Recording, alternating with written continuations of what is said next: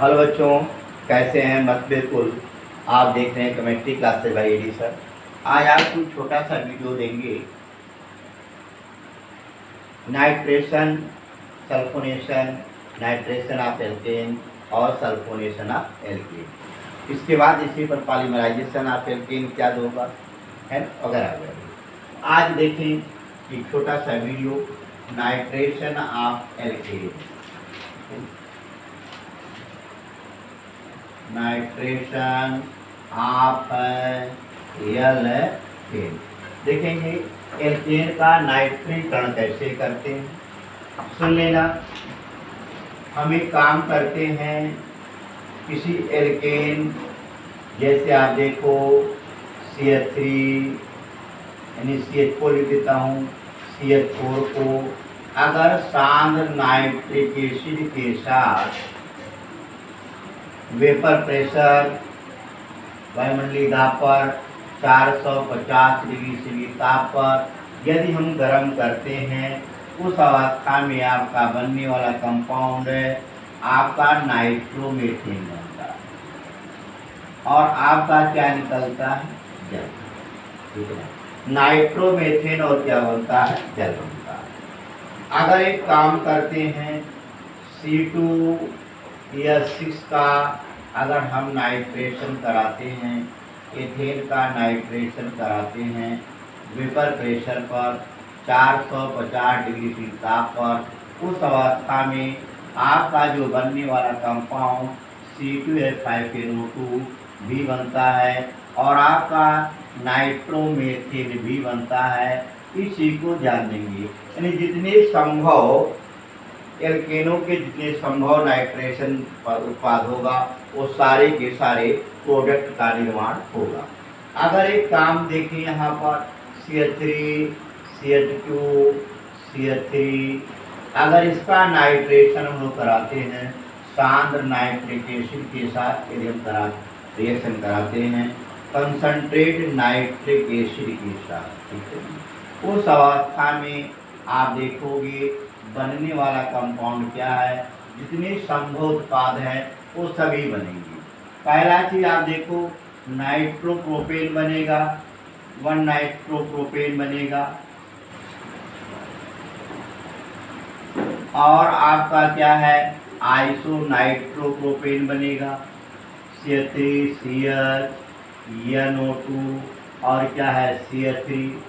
इसी रूप में आप देखेंगे नाइट्रोएथेन भी बनेगा अल्प मात्रा में, नाइट्रोमेथेन भी बनेगा, यानी सारे के सारे जितने संभव उत्पाद होते हैं वो सभी के सभी अगर हम इसका नाइट्रेशन कराते हैं एल्केनों का, तो सारे के सारे नाइट्रेशन वाले जितने भी प्रोडक्ट संभव होंगे वो सारे के सारे बनेंगे। ठीक है ना, जितने कार्बन है उतने कार्बन के सभी संभव उत्पाद बनेंगे।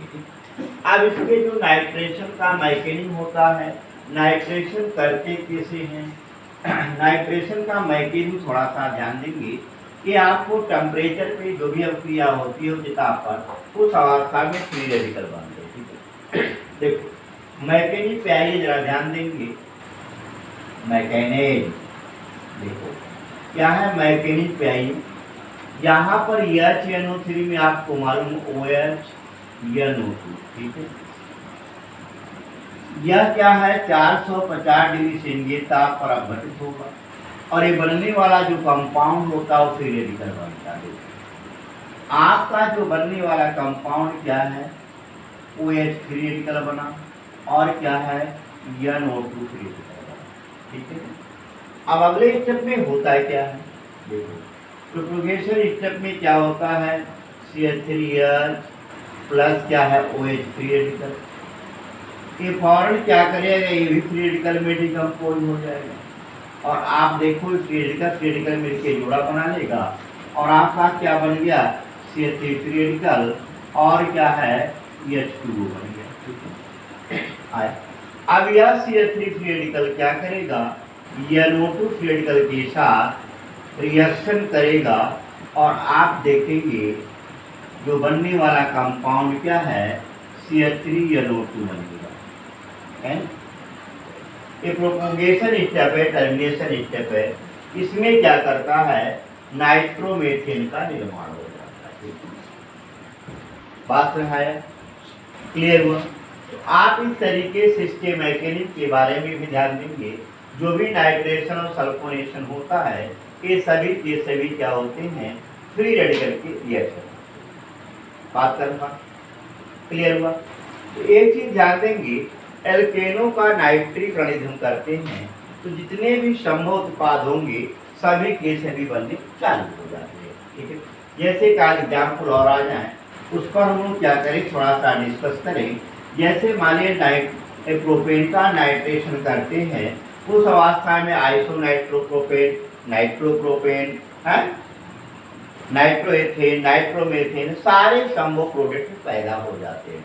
क्यों पैदा होते, इसका रीजन भी वही। देखो आप देखो, जैसे मान लिया जाए, अभी आपको बताया गया था CH3 CH2 और CH3 का अगर हम नाइट्रेशन कराते हैं, है ना, कंसंट्रेट HNO3 की उपस्थिति में वेपर प्रेशर पर, उस अवस्था में आपको बताया गया कौन कौन से प्रोडक्ट बनेंगे। ये आपको मालूम है, पहला चीज नाइट्रोप्रोपेन बनेगा, नाइट्रोप्रोपेन बनेगा, आइसोनाइट्रोप्रोपेन बने, आप देखते जाएंगे। और इसी रूप में नाइट्रोमेथेन, नाइट्रोएथेन भी बनता है। एक ऐसे बनता है, इसी दो पर चलते हैं, फिर आगे आपसे बढ़ते चले जाते हैं। अगर इसकी मैकेनिज्म ध्यान देंगे हम, मैकेनिज्म में होता क्या है, आपको मालूम है HNO3 टेम्परेचर आपको मालूम है 450 डिग्री ताप पर उच्च ताप पर लिख सकते हो, टेम्परेचर भूल जाओ। इस टेम्परेचर पे क्या करेगा, फ्री रेडिकल में डिकम्पोज हो जाएगा, यानी आपका बनने वाला कंपाउंड वो फ्री रेडिकल बन गया और ये NO2 क्या है, फ्री रेडिकल बन गया। अब यही OH क्या करेगा, ध्यान दीजिएगा, CH3 CH2 एंड क्या है CH2 ये फौरन फ्री रेडिकल क्या करेगा, इन्हें भी फ्री रेडिकल बनाएगा। देखो, और आप देखोगे क्या बनेगा, यहाँ CH3 CH2 फ्री रेडिकल और प्लस क्या बनेगा, यहाँ पर CH2 बनेगा। ठीक है, अब देखो यहाँ पर तो एक तो नाइट्रो क्या नाम है, प्रोपेन फ्री रेडिकल बना ही बना, प्रोपेन फ्री रेडिकल बना। प्रोपेन जब फ्री रेडिकल बना, यहाँ पर 1 डिग्री, यहीं पर 2 डिग्री है, ये फौरन रिअरेंजमेंट करेगा। देखो, एक तो NO2 डायरेक्ट यहाँ आके जुड़ सकता है, दूसरा कौन जुड़ेगा, कहाँ जुड़ेगा, कैसे जुड़ेगा, ये भी आप देखिएगा। CH3 यहाँ पर क्या है, CH2 फ्री रेडिकल, कि आपका फ्री रेडिकल हाइड्रोजन शिफ्ट होता है। यहाँ पर क्या है, फ्री रेडिकल हाइड्रोजन शिफ्ट होता है। देखो, है ना, इस शिफ्टिंग में होता है क्या, यहाँ पर देखें CH3 है, फ्री रेडिकल यहाँ आएगा, हाइड्रोजन यहाँ जाएगा, CH3 CH फ्री रेडिकल और क्या होता है CH। ठीक है ना, तो 2 फ्री रेडिकल बन गए। यहाँ NO2 यहाँ भी जुड़ सकता है और यहाँ भी जुड़ सकता है। अब ये बॉन्ड डिकम्पोज भी हो जाता है। ठीक है ना, जैसे यहाँ से फ्री रेडिकल क्या करेगा, जिसे एथेन बनता है, यहाँ से टूटेगा, है ना, जैसे फ्री रेडिकल बना, यहाँ गया, फिर फ्री रेडिकल बना, और ऐसे डिकम्पोज होते हुए चले जाते हैं। एथेन मेथेन भी इसमें बनता चला जाता है, एथेन फार्मेशन, मेथेन फार्मेशन वगैरह वगैरह होता चला जाता है। ठीक है, अब यहाँ पर देखेंगे क्या हुआ था, वही चीज़ है। पहले कंडीशन में देखोगे, अगर CH3 CH2 free radical NO2 free radical के साथ क्या करेगा, जुड़ेगा और आपका अपना जोड़ा बनाएगा और आपका बनने वाला कंपाउंड क्या होगा, नाइट्रोमेथेन है। अब यहाँ भी फ्री रेडिकल है, फ्री रेडिकल है। आप क्या करेंगे भाई, देखो, जैसे CH3 CH2 CH3 रेडिकल यहाँ पर CH3, NO2 फ्री रेडिकल क्या करेगा, जुड़ेगा इससे, आपका क्या बनाएगा बेटा, CH3 CH NO2 और क्या है CH3। दोनों प्रोडक्ट बन गए कि नहीं बन गए। अब ये धीमे धीमे डिकम्पोज होता जाएगा और डिकम्पोज होकर के आपको नाइट्रोएथेन नाइट्रोमेथेन का भी ये क्या कर लेता है, निर्माण कर लेता है। तो अगर हम एक काम करते हैं, एल्केनों का नाइट्रेशन करते हैं तो उस अवस्था में सारे संभव उत्पाद बनते हैं। और नाइट्रेशन नाइट्रो एल्केन बनाने के लिए बहुत अच्छी विधि नहीं मानी जाती है। जैसे मान लो यहाँ से हमको डायरेक्ट बनाना हो प्रोपेन से नाइट्रोप्रोपेन, तो अकेले नाइट्रोप्रोपेन नहीं बनेगा, ये भी बनेगा, नाइट्रोएथेन बनेगा, नाइट्रोमेथेन बनेगा, सारे मिश्रण बनेंगे, ठीक है। इस नाते से यह बहुत अच्छी विधि एल्केन के नाइट्रेशन की नहीं मानी जाती है। हाँ, नाइट्रोमेथेन मेथेन से नाइट्रोमेथेन आप बना सकते हो, वो बेटर है, क्योंकि अदर प्रोडक्ट्स उसमें नहीं बनेगा। अगर अन्य इसके बाद उच्च कार्बन संख्या के हाइड्रोकार्बन लेते हो, उस अवस्था में जितने संभव उत्पाद होते हैं वो सभी के सभी उसमें प्राप्त हो जाते हैं। क्लियर, एकदम आया, कोई दिक्कत। अब देखेंगे, सुनिए इसी पर अगला जो टॉपिक होता है सल्फोनेशन ऑफ एल्केन, ठीक है ना। सुनो भाई, क्या बोला मैंने, सल्फोनेशन ऑफ एल्केन।